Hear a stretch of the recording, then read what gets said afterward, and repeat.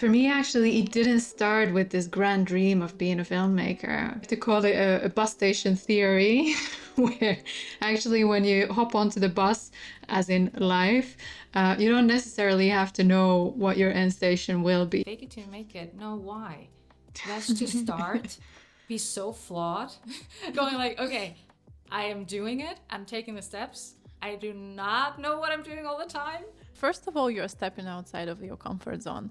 But then also you get an additional bonus of, like learning about the world from like different people's perspectives. There's so many things to learn in places and spaces where you didn't expect yourself to find. Then you're knocking on the door and finally someone like open it an inch. There was a production company all the way in Lapland that was looking for a production manager, and I was like, well, I am that, so I could go. That's me. And that's me. They're looking for me.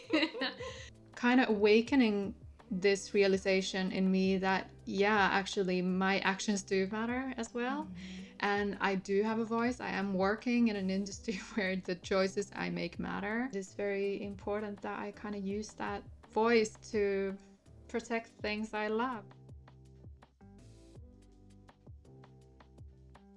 Thank you so much for being here. You look gorgeous, I have to say. And your background Thank is you. amazing.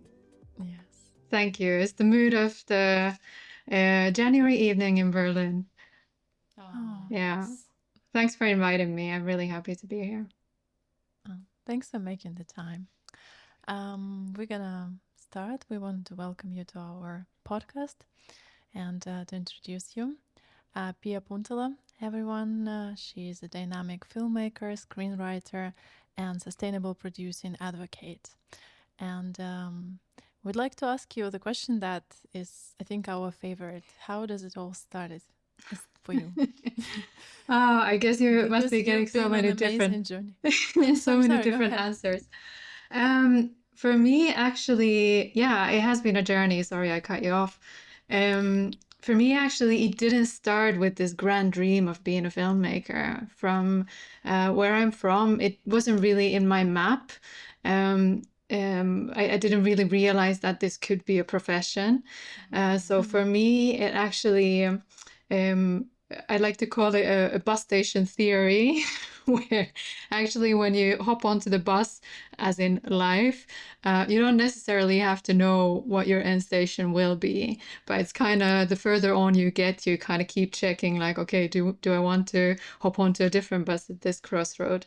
So for me, it kind of started with music and theater. That's what was more closer to me in terms of hobbies and such. And of course, I was really into especially British film and TV and British culture in general. So that was for me like a main motivator to go to an international atmosphere, let's say. And that was my first goal, my first bus to actually go to uni in the UK. And that's where I went to first study theater and music and art history, but then kind of by accident, I found film and TV studies and completely fell in love with it, and ended up then graduating in that, only in that. And that's kind of how it started for me. Then after my studies, I moved to Finland and started working, and that was 13 years ago.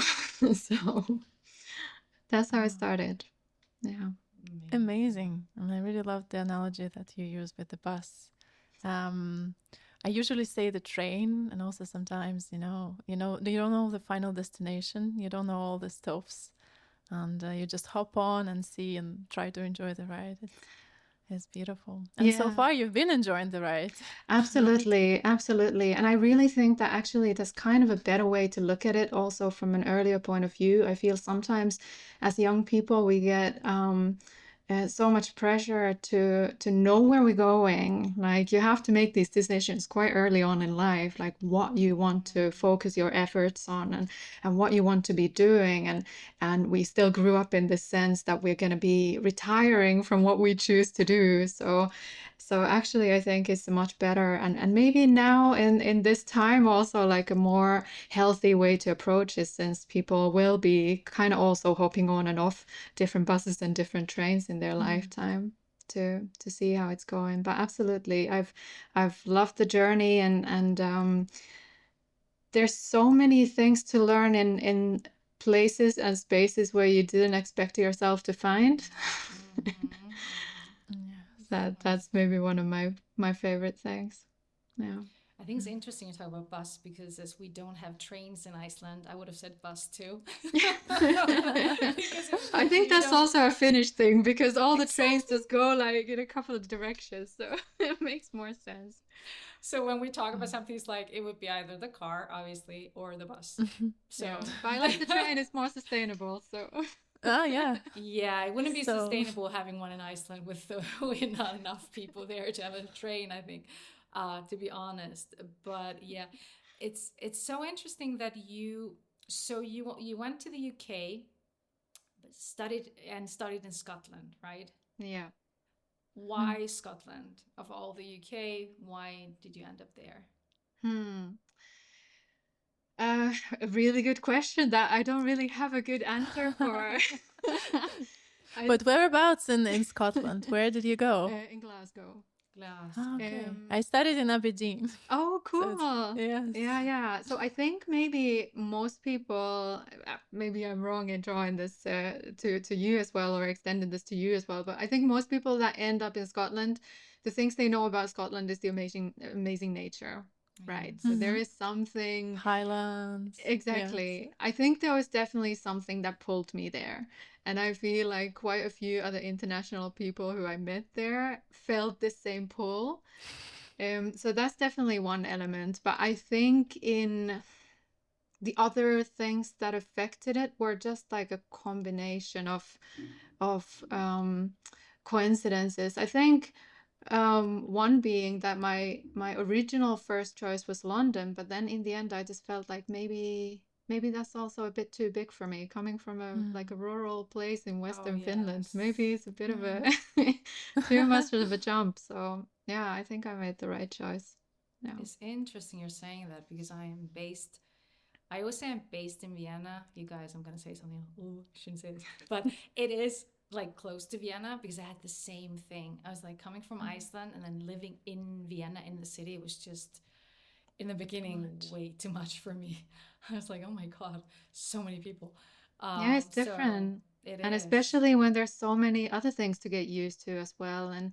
And definitely just like studying in a foreign language was one thing, being in a completely different pool, getting used to all the cultural aspects and all of that. But I mean, you of course know the same thing. It is at the same time as something that I think fundamentally changes us. Yes. And I don't know about you, but at least for me, ever since Absolutely. it was kind of almost hard to then get used to living back in Finland. I think it's so important, especially early in life when everything is developing, you know, you're like neuroplasticity and stuff, to get yourself to be exposed to different cultures, to different perspectives, and to travel a lot. And obviously, if you have a chance to go and study abroad, in a completely different environment, a completely different setup, it's first of all, you're stepping outside of your comfort zone, but then also you get an additional bonus of, you know, like learning about the world from like different people's perspectives, which is amazing. You also meet lots of different students from all over the world. I mean, Aberdeen is a small city, and I studied like oil and gas law, but I also was more focused on, you know, renewable energy law and sustainability, climate change, because it was something that I felt deeply for.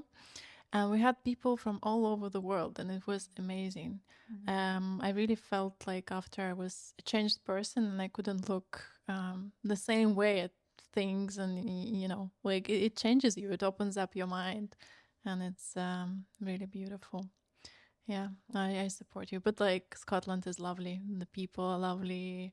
The accent is Crazy but amazing. lovely. Yes. No, I definitely felt also there was something like sort of a like-mindedness to Finnish people. I think many of these countries that are kind of underdogs have a similar, maybe Iceland even has the same sort of mentality, that there's something similar that we share. Yeah. Yes, you can feel that. we would love to like go a little bit on your journey.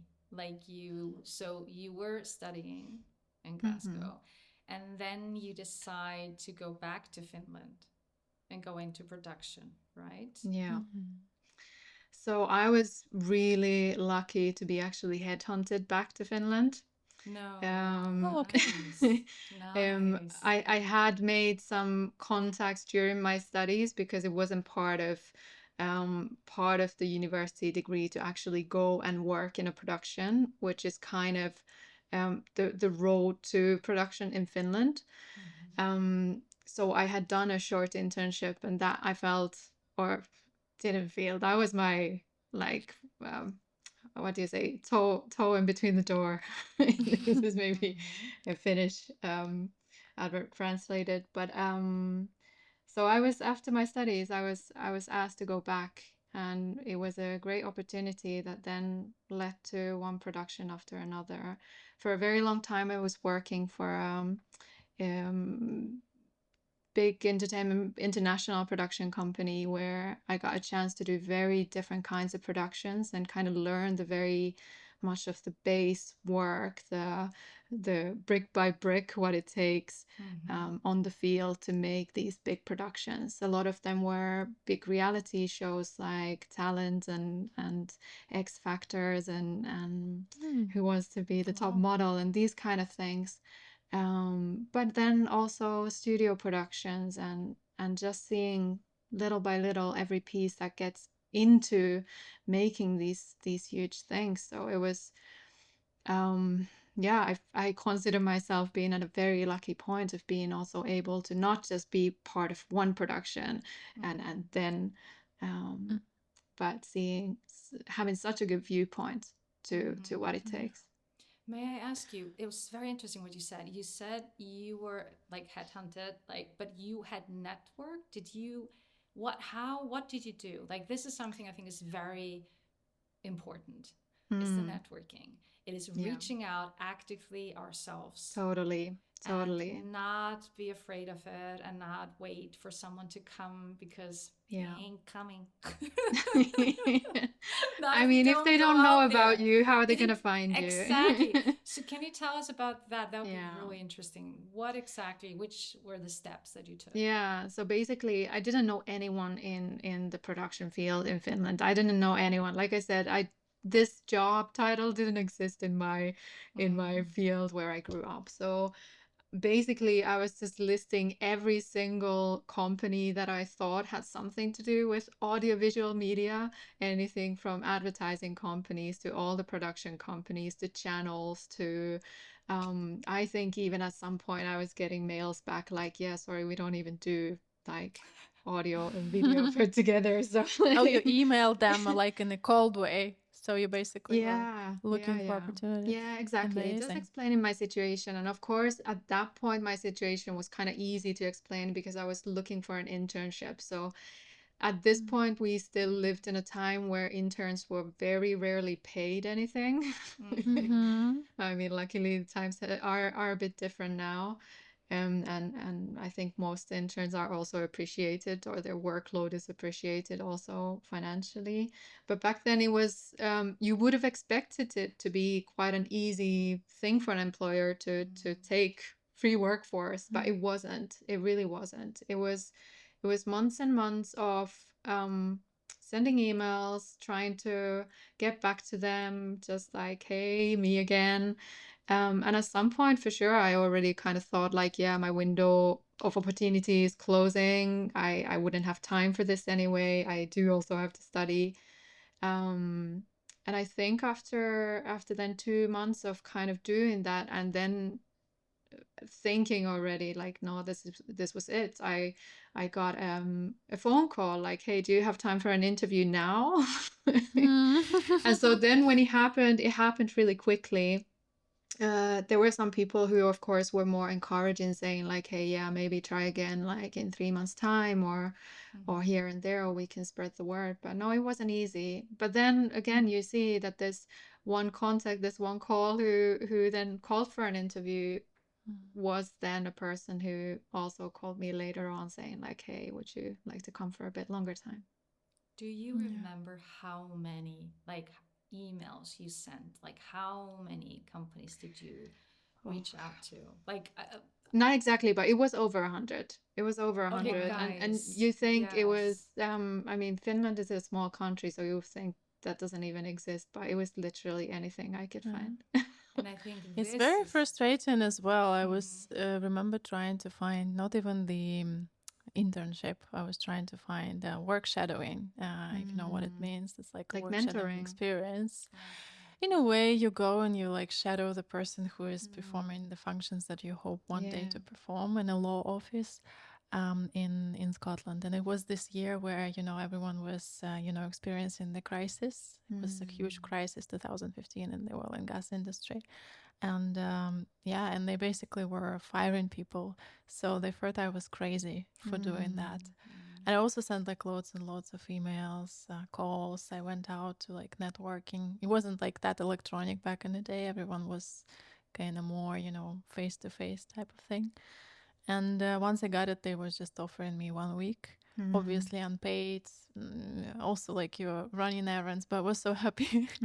I remember telling my parents about that and they were like, you're crazy, you're not getting paid, you're overworked, there is no perspective for you, like they're not even gonna hire you or consider you. Why you're so happy about it? But it's rewarding. Then you're knocking on the door and finally someone like open it an inch. It's you know. And I think there's so much about that is about expectation also. Like when I went in, my expectation was that I'd be making everybody coffees all the time and maybe then overhearing some of the interesting stuff. And when that wasn't always the case, I mean, that wasn't case most of the time, but then I was positively surprised and then it was a really good experience. Whereas if I went in expecting that, hey, I'm an intern, but I'm going to be a producer, so let me produce, then my experience would have been very different. Yeah. Okay, so we talked about. I want everyone, if you're listening or watching us here, 100. We're talking about over 100 emails that were sent out, and that's a lot of no's. You know, and I think it's so or important. No goes, like no ghosting. Goes. Ghosting didn't exist as a term, but it was ghosting. Yeah, and I think it's important just that we talk about that again and again and again and again, because it is like that, and that doesn't mean we're gonna stop. Just continue. There is someone out there that is waiting for you, and just believe that. So you start, and then you go really into the producing. Your line producing, I know. Tell us about the production, because production is really interesting and it's something we can all learn from. Like particularly if we're like starting off and we want to, you know, do our first short or feature, it's also interesting to know how are the big productions, how does it exactly work, because you are working on really big productions. At one point, I think it's 2023, you were working for Warner Brothers, right? So am I right? It was for Discovery. I did Warner Brothers Discovery, like a docu-reality. Yes. That was the channel, but the production company was different. Yeah. Okay, yeah. So would love to pick your brain there. Okay, so fast forward a good few years. It wasn't a quick jump. Obviously, there is a lot to learn, and so there is kind of a ladder to climb. First going into coordination, and then production management, and then producing. There is a lot to learn, yeah, and I think it's one of those things where you either hate it or you love it doing it. It's every production is different, so it depends what kind of show you're making. You need to be kind of an expert on the topic. So it's not enough that you're an expert in producing a TV show. You need to know ins and outs of the topic that you're working around. And that makes it really interesting to me. For me, what makes it also really interesting, I get to choose the people that I'm working with, which is really important. I think that is the heart and soul of what we're doing, is the people. And when you're able to create this good spirit in the crew, it's then you can make good things when your effort is not going into just trying to keep everybody's mental health somewhat together. But yeah, it's also a lot of hard work. You kind of have to be on top of everything. I think this also, I just need to make a disclaimer that it's very hard to describe producing, and everybody kind of produces a bit differently. So, um, so yeah, it's hard to say what it's like, or what you should know. Um, but yeah, it's very rewarding for sure. You are there, you're the first person in and you're the last person out. And so depending on the production size, it it takes year or years of your life. So you kind of have to have positive feelings to what you're doing. That's I feel is quite important. And the show you're referring to, Arctic Expedition, that I did for Discovery, which is now Warner Brothers Discovery, we had planned our expedition to Greenland, to glaciers of Greenland, for 2020, and obviously the pandemic hit on 2020. So that production specifically, it was in my life, part of my life, for 2.5 years before we actually got to go. And then after that, another half a year for post production, and so it's a long chunk of one's life. And how does then sustainability comes into play? Because I can sense the theme going on. You mentioned that in Scotland, you know, obviously the nature was one of the big things for you that drew you initially to. Yeah. And I'd expect, you know, on big productions, this is a topic that is really difficult to, you know, maintain. Sustainability is something that probably come last because there are other things that you have to take care of. Hopefully that is changing. But yeah, how what it means for you? Is it something that it's important for you personally, and then you are trying to introduce it into your professional life as well? Yeah, so that's actually a very big question. I'm gonna try and put it to chunks. What it means to me is, yeah, exactly that. I've always been drawn to nature. I think most people who live in countries where nature is very present, like in Finland, and especially then in rural Finland, it's just something you kind of take for granted. But it is like a big part of your life. It's a big part of your surviving in life, like for mental health, for these kind of things. And I think then when when I moved to Helsinki and started working, I was really pushing it. I was working really hard. I was really eager, really keen to prove myself and always say yes to everything, and and just working, yeah, a lot. I think in that time I kind of lost the connection. I started feeling like, yeah, maybe this isn't for me. I don't really know who I am. It kind of sneaked in these really big thoughts about life that I started questioning everything. And so that actually then led me to take a break from working in Helsinki, and kind of asking, whether you call it myself or the universe, you can choose, but kind of asking like, okay, what should I do next? And then I happened to find that there was a production company in all the way in Lapland, that was looking for a production manager, and I was like, well, I am that, so I could go. That's me. And that's me. They're looking for me. and and I ended up going there. They were right at the moment they were starting to make a TV show about these hidden natural gems in Finland. Wow. It's called Back to Nature. It's very much combining these kind of tips, like where to go if you want to see something cool, something natural, have a trip into the nature, but at the same time combining that with kind of mythical aspects of stories, of folklore, and really cool concept. And so that was the first thing I was doing with them. But of course, since the location is really beautiful, it's Lapland it's really a winter, magical winter wonderland, for a long time of the year, half of the year, and then the other time of the year, yeah, it's stunning when the sun doesn't set. You get all the vitamin D you missed for the first half. Um, but there, so a lot of international productions come to film there, and so we were working on a lot of production services, and that's how I also got to work with some of the biggest productions that I did in my career so far. Um, but that's how we were basically all the time we were out, never filming in the studio, never filming these like realities that are in studios or indoors in general, but we were really, the nature was our playground. One with And nature.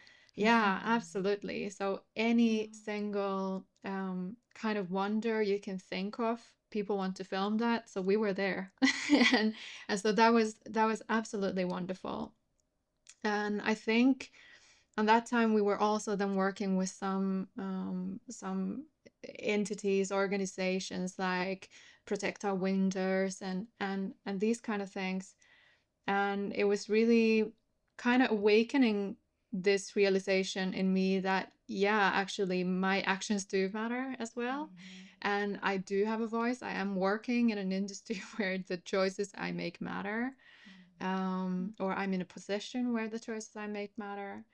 And it is very important that I kind of use that voice to protect things I love and kind of um, make world a better place, even if it's just a little bit. But Thank yeah, you. that really brought some meaning to how I see the work I do.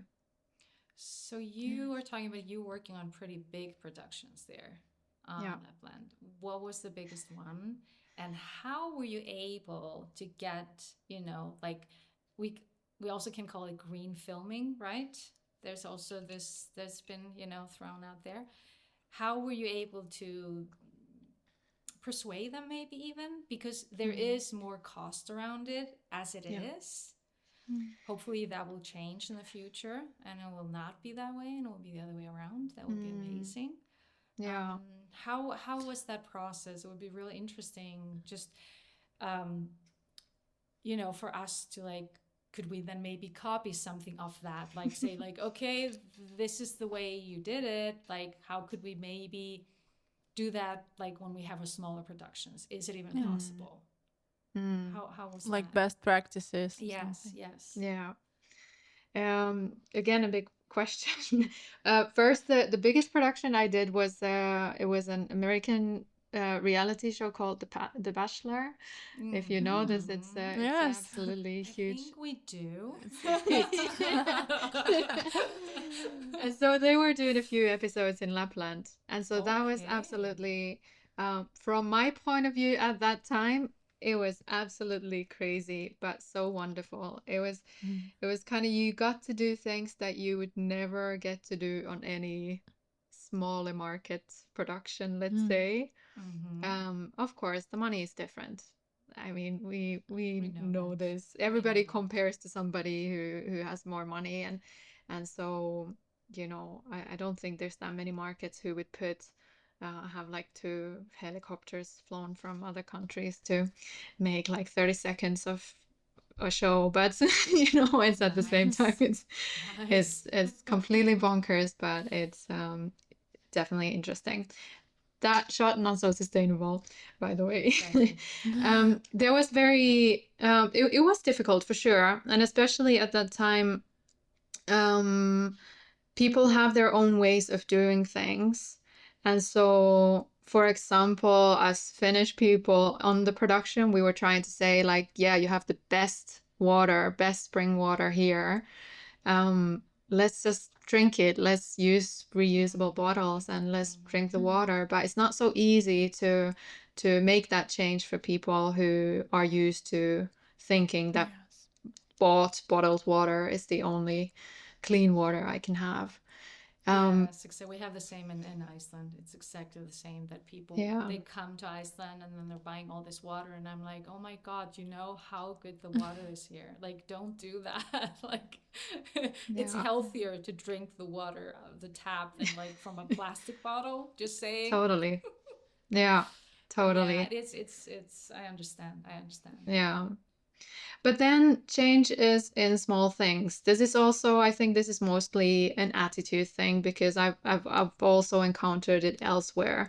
Um, I think many of, especially Nordic people, um, I think even Europeans are kind of used to telling themselves that we are already pretty good. You know, we recycle and we kind of know what we should be doing. It's not us, it's others. Um, of course. We are doing our bit. Yeah, exactly. But this change of attitude is the hardest part, and after that, everything is kind of simple, in my opinion. So once you switch your brain to just looking through every section once again and seeing like, hey, what could we do a bit better? Could we change this thing to be something that we can then reuse again, even if the first investment is a bit more than what the one type of single thing would be, or looking at a different department, collaborating, conversing, because of course, from a producing point of view, I do need to acquire a lot of information, but still the heads of each department, they know their department the best. So of course, it's then also conversing like, hey, what do you think that in your department could be done a bit differently? How is it that will then work? Sorry, is it like a top-down approach where you have the policy in place and then you kind of raise awareness around people? Or is it more like communication on a human level? You just go and talk and see where different tips and practices can work. Is it, you know what I mean? Is it like something that is mandated by the production that you're working on? Or I think is it this is like a really small things that they introduce in a daily? I think ideally it goes both ways. Or ideally it's something that would be on everybody's plate and everybody would be kind of on a mission together to do this together. But I understand that it's not the case for everybody, which is then why I guess things have to be mandated. And then you can of course see that there might be then resistance for that as well when you said that sometimes the cost can be higher. But I think in general, people want to be good and people want to do better. And if they understand what you're working for, whatever the goal you set is, people tend to want to work for it together. For example, in my last production, I set a goal and I communicated to the crew that we're using a carbon calculator and we're aiming to have this certificate to have the title at the end of the credits to say like this was 3-star production, this was a like super sustainable production, this is my goal, let's make it our goal please. And then involving people in it didn't seem like it was an issue for people. At first I thought when I introduced a vegan diet for the crew. I would love that. Yeah, I mean, not everybody was happy right away, but then it was my task to make sure that is the best vegan catering that you can have. So we're talking and about it was like amazing. yummy. It was like It was delicious. amazing. Okay. No complaints. That's where we got the highest mark at the end of the production. I want to Everybody's work with missing you. it. I've been vegan for 7 years. Oh yeah, awesome. It's like, can I work on your set, please? Just for food. Let's make something. Yeah, but it's no, but I think it's at the moment it really depends on the market. On some markets it's more controls. Some markets it's more mandated what you have to do, and in others it's really up to the people who make it. So of course for me this is also like personally a big part of my life, and I'm passionate about it. So I feel like this is I'm doing my part, let's say. Like this is my way of getting meaning from what I do. Of course, I get meaning also from the kinds of things I'm making or the stories I'm telling. But this is like the little bit of extra that I feel like I can bring to the table to make the world a bit better. And yeah, for some other people it's another aspect, but unfortunately in some places it's still quite easy to neglect that or quite easy to greenwash things. That is happening a lot. There's no denying it. Tell me, how does that work? Now I'm very curious. Greenwash. How do they do that? Yeah. So when you have all these calculators or reports you need to make on how things were done, you can obviously make things look very good on paper. Um, in Which we don't essence, want, obviously, because no. that is not the goal.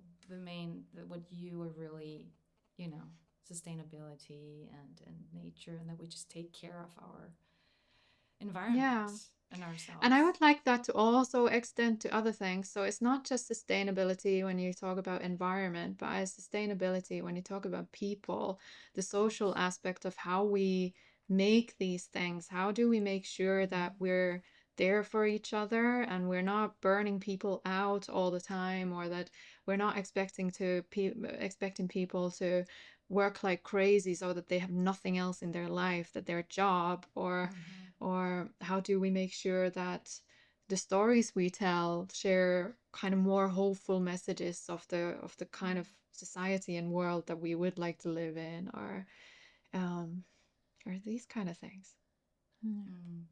So many questions, like my mind is going. Yeah, mine too. in And I'm different still in the directions. production. I'm so sorry. It's just like, Yeah. okay, wait. So when we talk about the calculator, for example, Hmm. because for you, this is all like, I would say like an easy breeze. You're like used to it. You've been working like this now for some years. Hmm. But for someone that is just starting out, and let's say they have, as I said, it's the first feature or it's a short. Like, what could you this is something would you say that you would recommend them to start with, or what would be easy to do, or is there anything that you could? So if you don't know anything about sustainable filmmaking, I would maybe guide you to look it up. There are plenty of good resources. Um, I don't know how much I want to advertise, but I use mostly Albert. That is a tool made by BAFTA organization. But there are others. There are green production guides. There are, I think, every or most bigger markets also have their own logo tools. BBC has very good guides on how to get started. So yeah, just acquire information. I think planning is really important. It doesn't have to be a major task or a mountain to climb if you plan it well. Because in essence, it's really just looking at different aspects and thinking, what little changes can I make here to make it a bit more sustainable? And then following that plan. And I think in general, when you're when you're getting into production, it's all about planning. So really nothing changes there. It's just the initial switch to thinking it from that aspect. Okay. That's the change. And then it gets more simple. And I think also the more people get used to this, it's easier and easier. You don't have to chase different departments to say like, hey, you should be maybe considering this, or hey, could you change this? But they're already doing it. So then my job as a producer gets much, much easier by doing that. But I'm also curious of your experiences, because I think what you're referring to is then this like mandating or certain green Yes, because practices. for example, what is easy, like if you don't have a lot of budget, like it's low budget, it's maybe your short film, then it's things like we talked about in the beginning, using bus and train for maybe crew and cast, like that's something. Um, Reusing the water bottles, like filling them up if it's possible, for example, what you talked about. Is there something else that you could recommend if we're talking about like low budget or low budget or no budget? No budget. Yeah. Like, is there anything else like these tiny things that yet at the end, make a big difference? Is there Yeah. anything else that you would recommend? This is what I really like about collecting data, which these calculators are doing, is that before you have the knowledge of where the carbon footprint comes from, it's really difficult to kind of see like, okay, so what should we do? But once you start measuring, where does mine go? Like, what is causing the biggest damage in my production? Then you can actually see what you should be focusing on. So in general, the biggest one is transportation. In most productions, this is the biggest thing. And of course, when you combine transportation or you divide it into sections, flying is much worse than anything else. That takes the biggest chunk. Flying or helicopters. If you can avoid that, then that's already a very good thing. Two. They had two. Exactly. If I was in a different position, maybe I should have said something. But but yeah, I mean, this makes it much easier to see like where you can make an impact. So that's the big thing. Transportation, accommodation. I understand depending on like where you're working, you don't always really have a choice. But if you do, then you can just kind of have a look which places would be having a green certificate or being like better in that way. And of course, like I think we all need to be reasonable in the sense that we do the best we can. We can't expect to trace down every single line and see whether they're greenwashing their business or not, but aim to inform ourselves. Catering is a big thing, of course. Materials that you use in your set design or the wardrobes that you're using. Can you do thrift shopping? Can you recycle? Can you reuse? Can you upcycle? Most of the materials I remember earlier on in some of the shows, just seeing like you build an entire set for something and after that it just goes to waste. What a waste. And well, you could be doing so many things with that, and now it's much more of a thing to then, if nothing else, if you can't have use for it yourself in another thing, then you put it up on a social media group or something like, hey, anyone needs this, and there's always someone who'll be more than happy to have it. I love this. Smart. This is beautiful. Thank you. This is beautiful.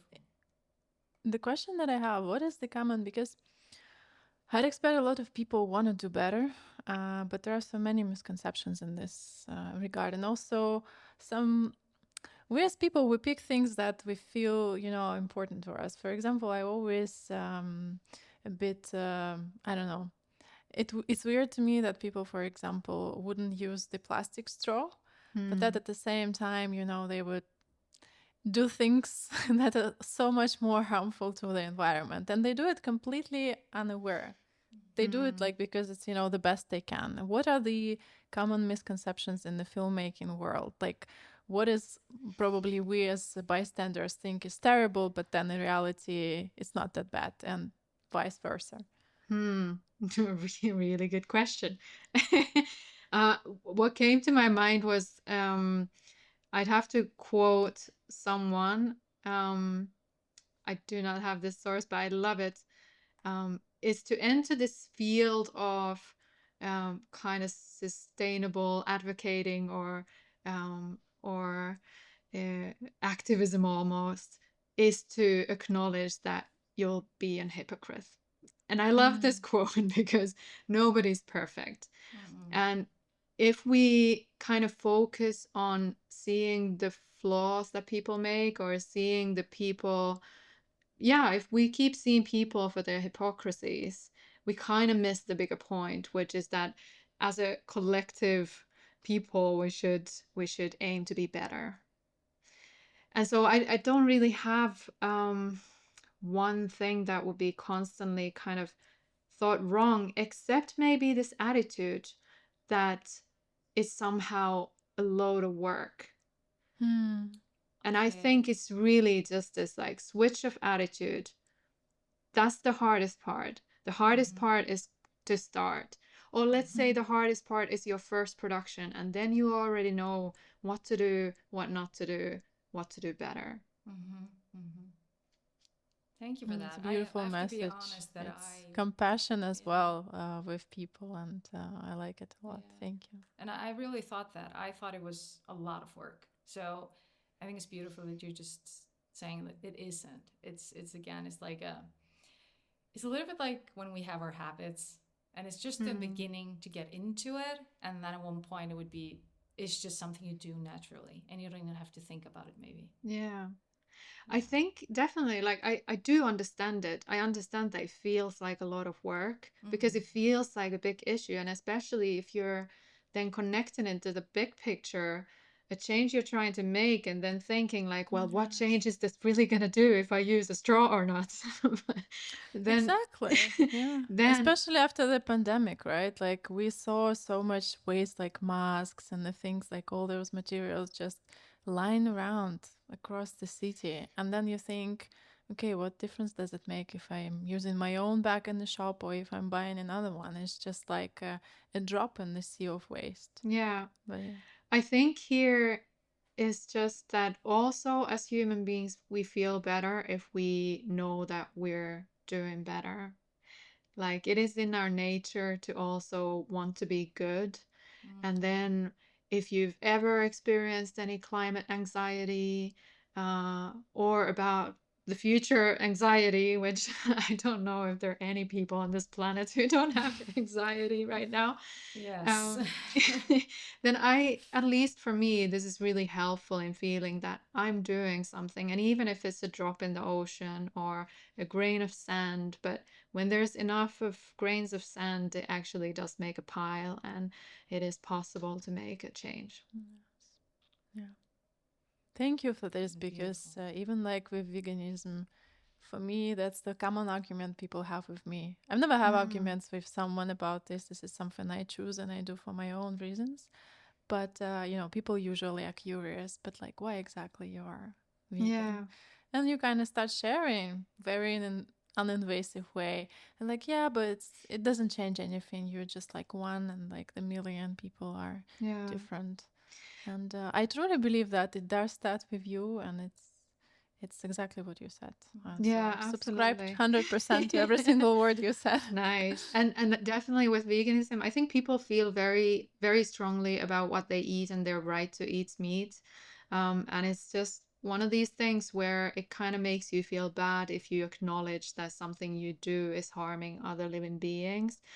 And yeah, for me, it's always easy to say, like, if someone says that you're not making a difference, I mean, climate-wise, of course, there is a difference if enough people turn vegan, but also there is a difference. We eat a lot of meat and it's actual animals that are being killed. So if because of my consumption, there's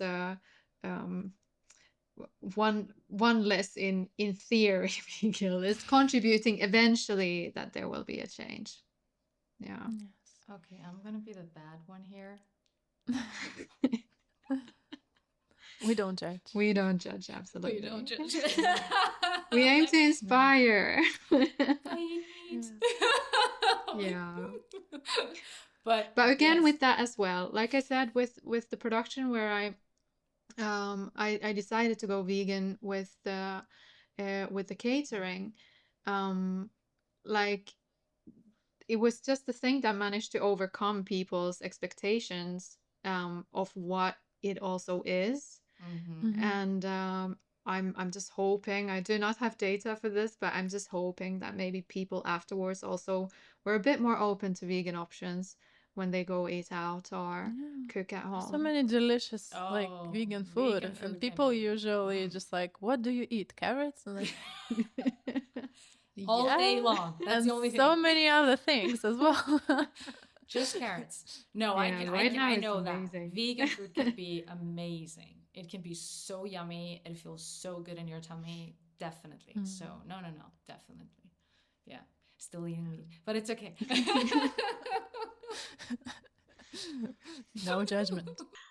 So the question that I really wanted to ask is, do you think, or from your experience, when it's really easier in a way to implement the best practices, that what goes to the core of sustainability? Is it like smaller sets with not that big of a budget, but like with people who truly care for, the meaning of it, or the budget is the deciding force behind it?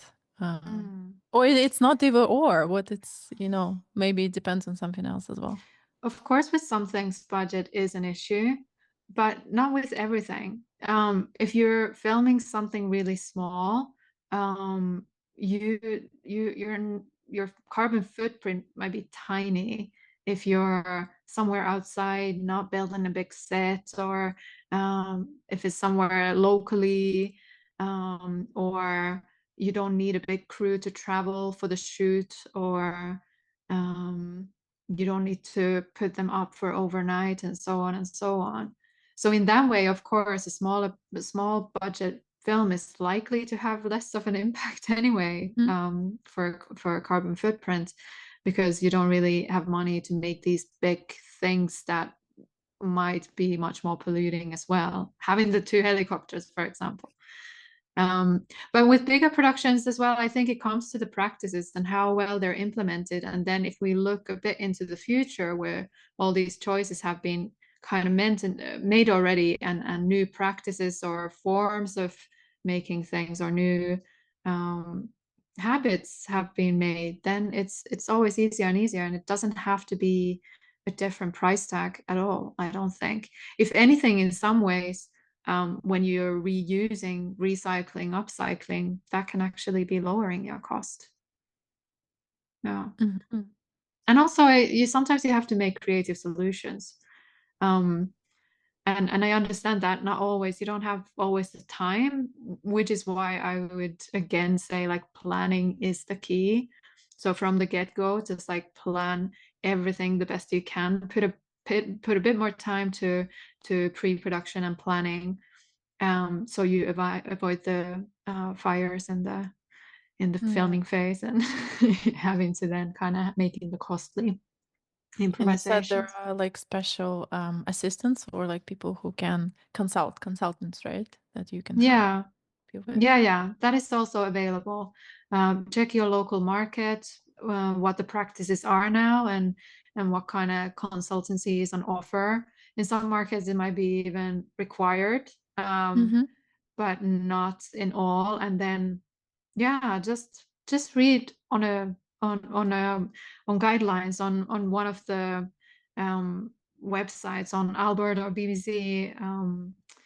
They have also like editorial instructions, but also then like actual tips for more sustainable filmmaking. And you'll see that it's not big things. It's very, very simple things. And again, you're not at it alone. Involve your department heads, and everybody can then make the solutions for their department themselves.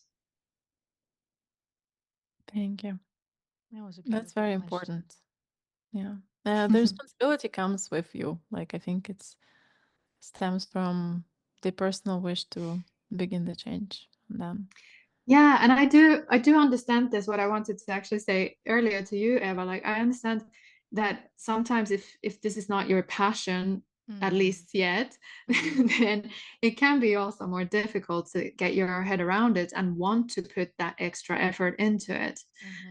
So then it's really helpful to have somebody in the crew for whom it is a passion, and use that passion, because it's really infectious. It's really nice to see, like we were talking about money flowing down from the top before, but this really comes with excitement as well. And it doesn't have to come from top. It can come from the middle. It can come from the bottom. It can be anywhere in the circle. But it's really infectious when somebody's really excited about these kind of things. And I've seen it happen, how at the beginning, even if someone's not caring so much for the whole thing, but by the end of it, there might be even new suggestions where you didn't expect them. So yeah, let people participate also. You're talking about change, and it was a big change in your life, in your career, right? Moving to Berlin. You moved to This Berlin, is what you're referring to. You are also started working on your own projects. Totally. It is a big change. Yeah. So currently I'm following more of my need to also write myself more. When you're producing, there's a bit less time for that. And even though I've been also managed to do it before with a company I was working for, but you always kind of, there's never enough time. Mm. So now it's a different case. I can develop my own projects, seek for collaborations I wouldn't have otherwise, work on a bit different kind of productions, because entertainment is its own world, of course, and there's so much to learn from there. And I think, um, um, yeah, there's so much to learn. The kind of productions that I managed to do there with the scale I was working at, um, let's see, might not happen in a little while. So very valuable lessons. But I think I was also very ready for this new chapter of moving out, moving out, and starting to work on something else. And would you be able to tell us a little more about your project? Please currently do. writing? Please So- do. Yeah. Right now, I can't really advertise anything yet. Everything's in development or pre-production. So I couldn't really tell you too much of it. But let's say I am increasingly interested in narratives that our screens would need. I feel like I'm putting out so much data, but there's data on like how much climate narratives are part of the scripted media that is being made. There are multiple studies that say that it's less than 2% where you actually have narratives where they talk about climate change or any related keywords are even mentioned. And I feel like this is it's quite interesting when you consider the world we live in and how present that is in our lives.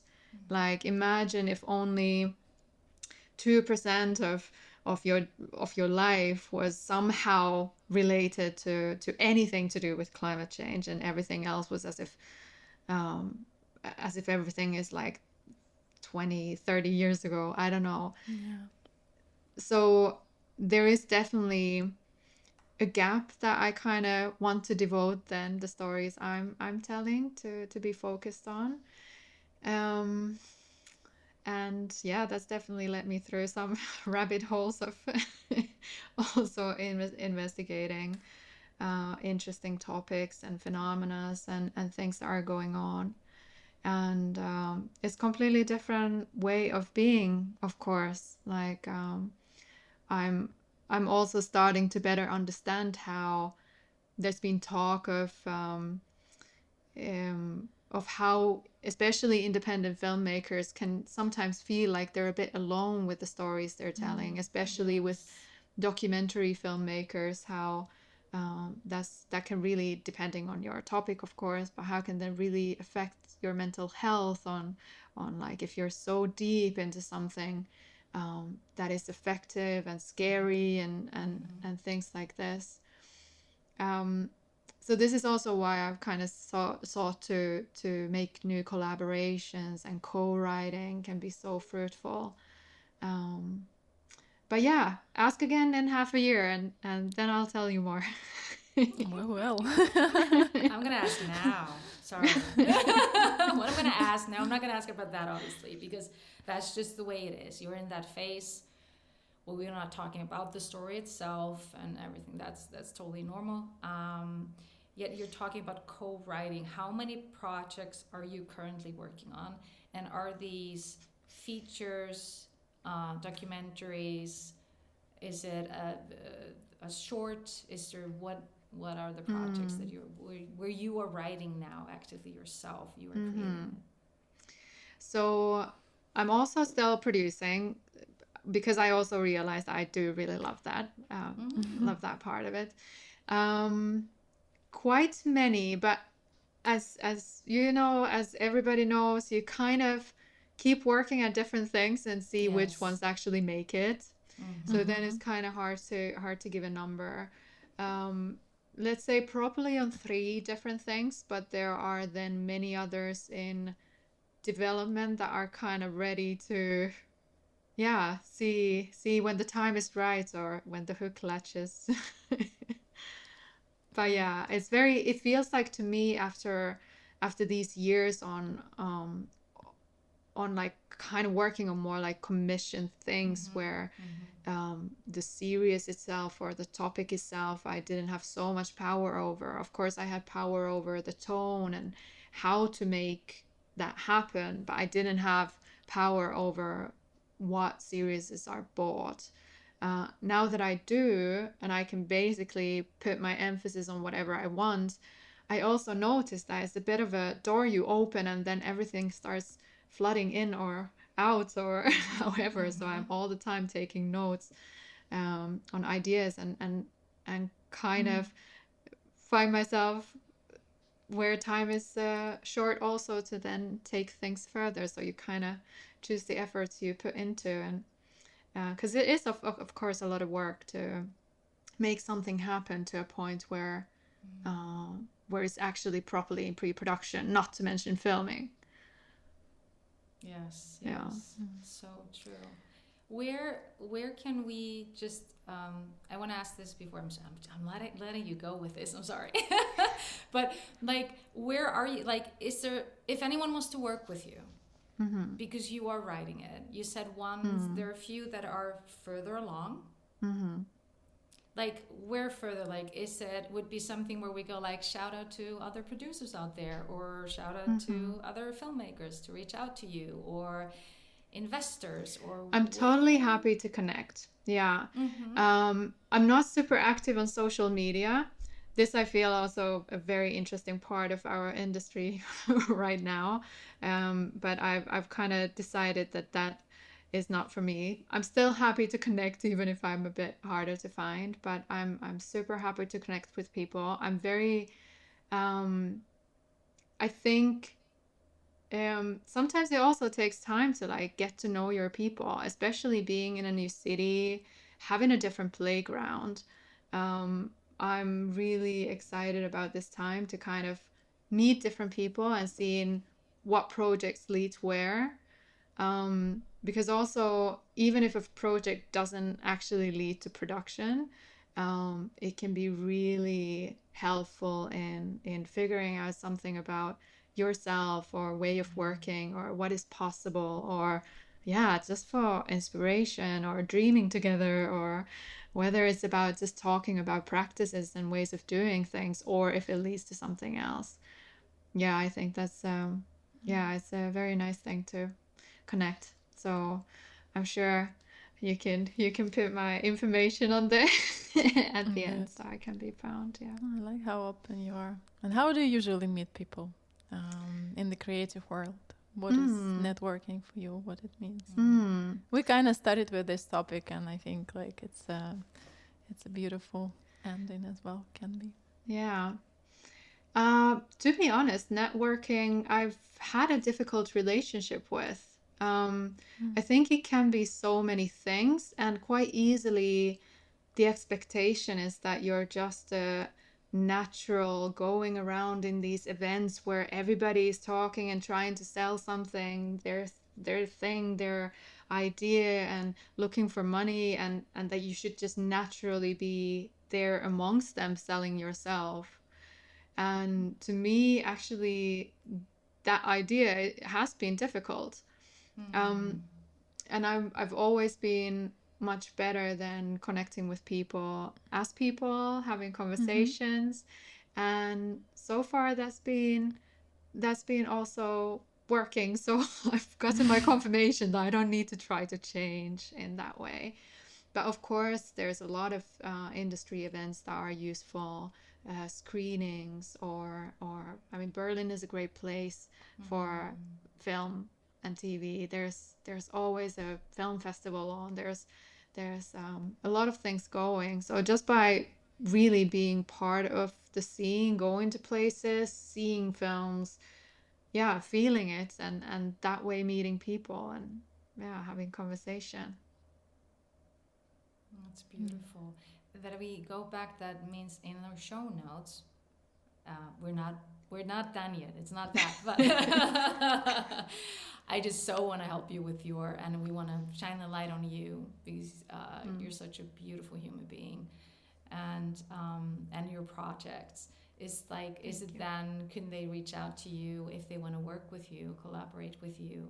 Uh, it, like, who are you? Are you actively looking for someone now for your Mm, projects that you're writing? Is there, are you at some stage now where you right say, now, right now, I'm not actively looking for a specific person. mm-hmm, Um, but I have room on my plate for new things. I'm very much in a phase where yeah, that excites me. The concept of uh, knowing that I'm waiting for something that I don't know.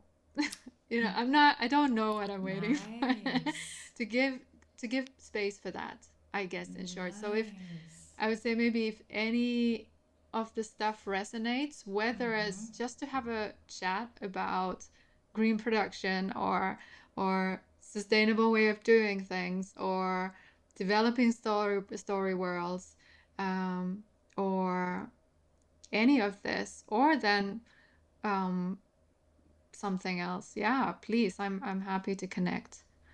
Yeah. mm. I would love to go back to your Awesome. theme, which is so beautiful: sustainability, justice, responsibility. And that's present in all your projects. Can you elaborate? Like, can you tell us, elaborate more on that?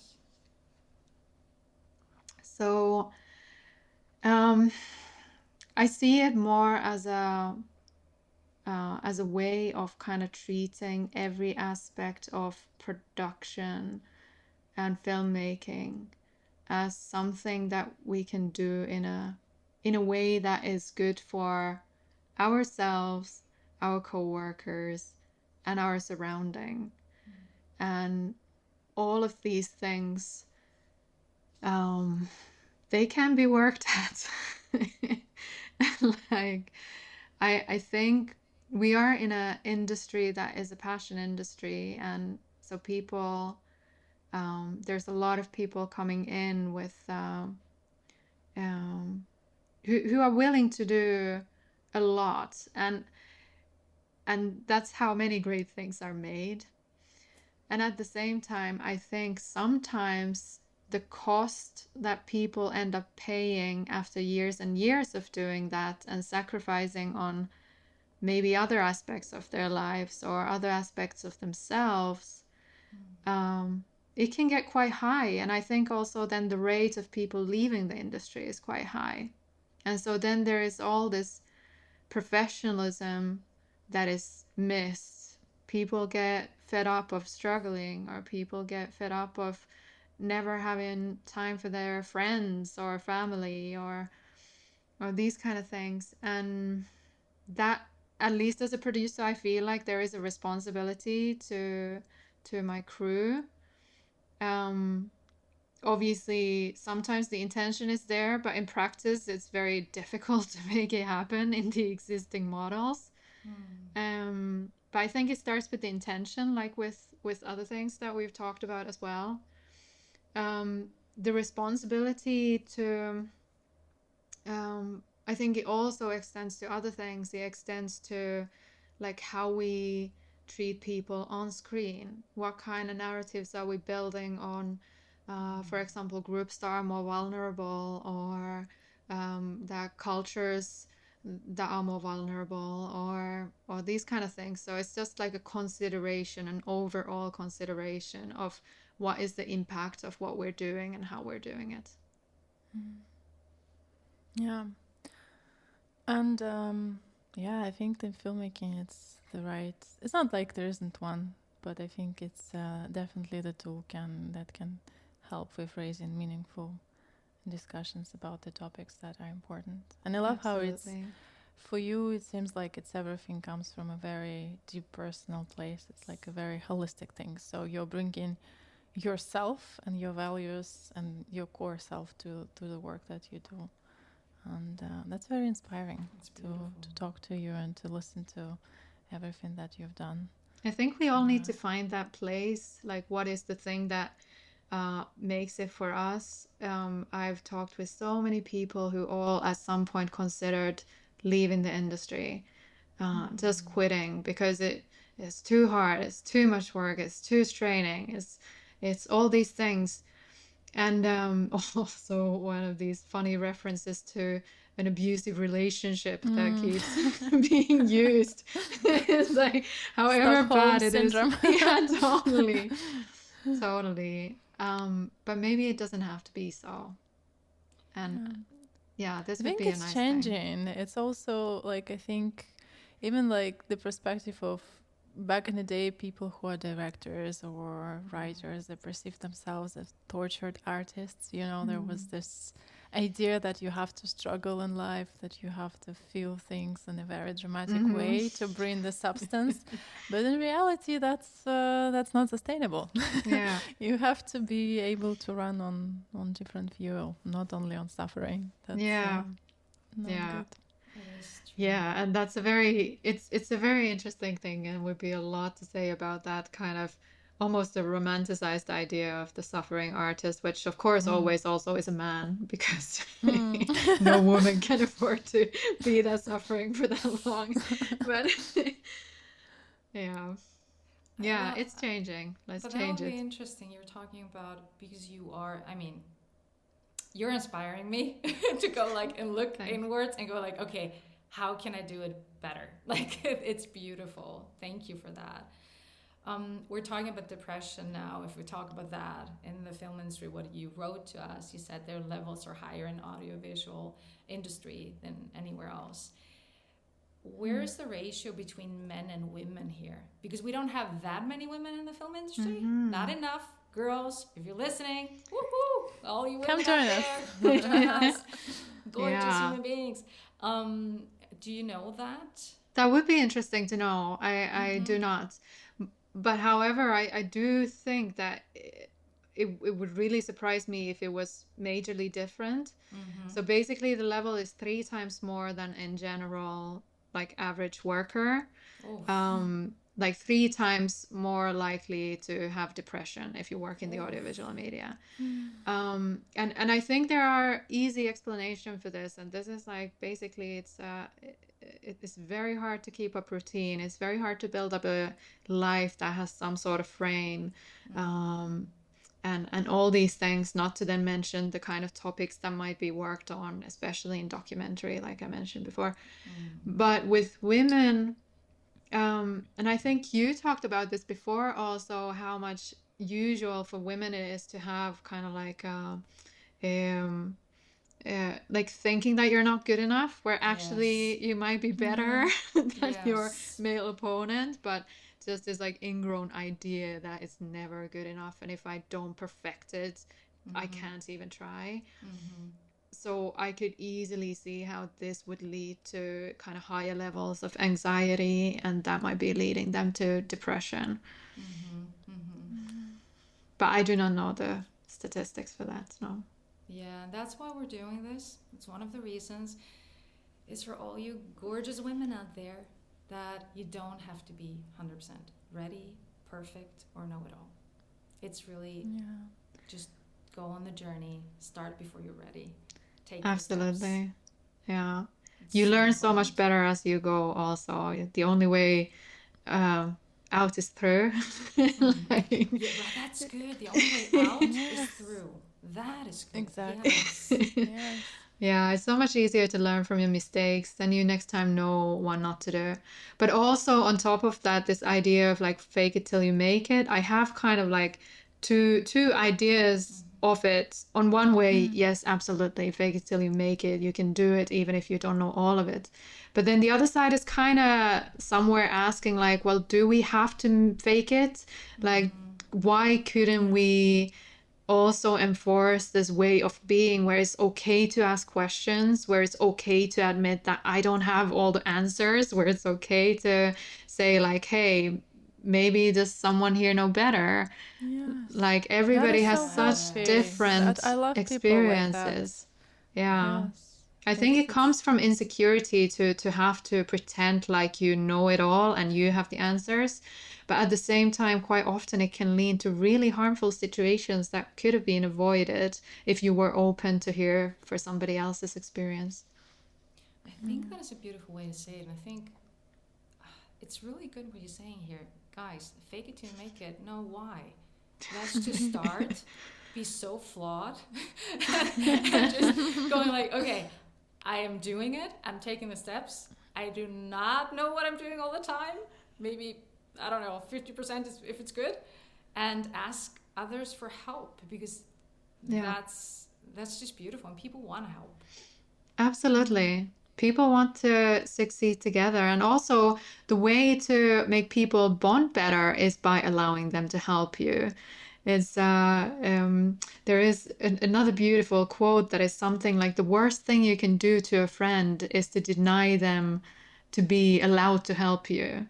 Because it's something that is so ingrained in us also to want to be helpful to one another. There is this myth that people are super selfish and the world is a cold place. But actually that's being debunked all the time. All the research is saying that no, we are a very collaborative species and we want to help another. Kind. And especially in filmmaking, like, first of all, you cannot know it all. Because there's so much to know, and also it's a collaboration. It's something that you're bringing to life together. So it makes sense to say, if you don't know, own it. Like, I don't know, I want to learn. Yeah, exactly. And that's the how. key. You always do your best and you want to learn. That's all you need. Some luck also.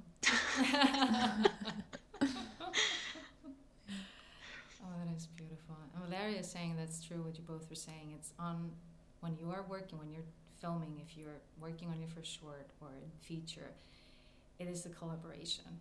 It is don't think you have to wear all the hats. Like, don't. Like, if you're able to have people around you, friends to help, like family, who hasn't done that? Like, ask your whole family to like, can you be in the film? Do it. You know, they will love it. They will have fun. We even had that when we were working on a film in Iceland. I was acting in it and producing. And now when I watch it, I was watching this one scene. I could see my grandpa in the background and my aunt, and I was like, yeah, that's the way you do it. No, that's awesome.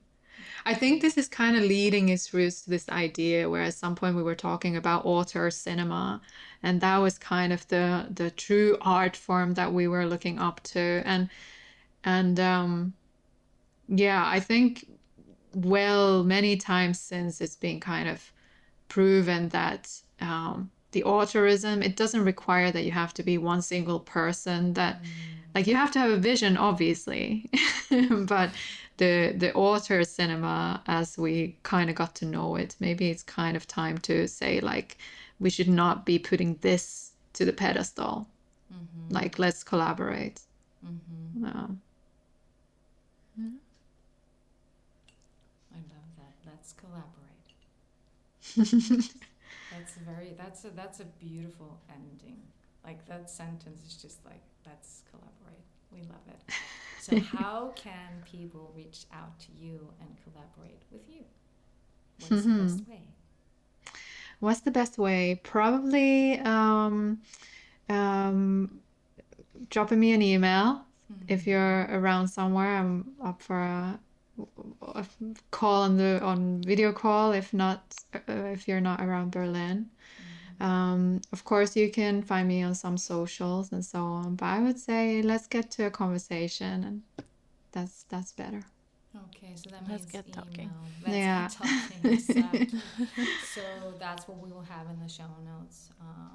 We will have Pia's information, so you can reach out to her also, where she is on social media, and the work she's done, what she's going to share with us, the links that she will share with us, and she can share with us.